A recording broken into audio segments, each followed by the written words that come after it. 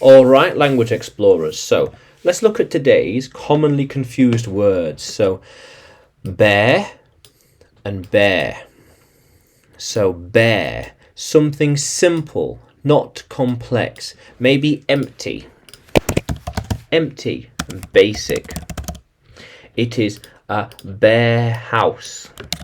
Yeah, this room is looking very bare, very simple, not much things, not many things.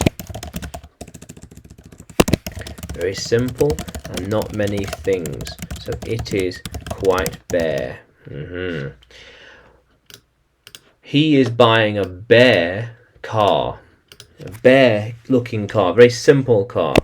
It was a bare country. Very simple. Simple and not many things are there. But bear means to carry or put up with something. It is my responsibility to bear. Yes. He is bearing the weight, the boxes. He has had to bear that decision for years. Yes.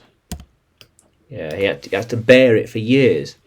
These choices were his to bear, and he's bearing them with pride. He's carrying the choices with pride. Yeah. He bears the badge. He has the special badge. He bears, or he has bared.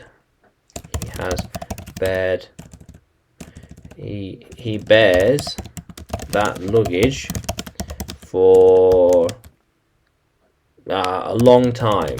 Yeah. He is a bearer. Yeah, he is the one that carries something. Yeah, the bearer of bad news. Here you are. Yeah. So bear being simple, basic, not complicated, basic. And bear, to carry something, put up with it for a long time. I have had to bear with him for years. Can you bear with me for 5 minutes? Just bear with me. Wait. These are the bare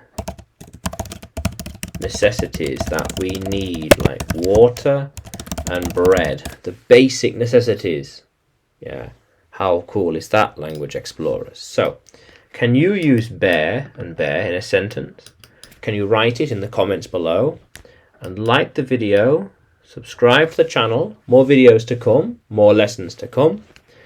And you can find me by searching English with Adrian on YouTube, Facebook and Telegram, as well as you can find me on Udemy by searching Adrian Nanchev. Yeah. How cool is that, language explorers? Let's keep exploring.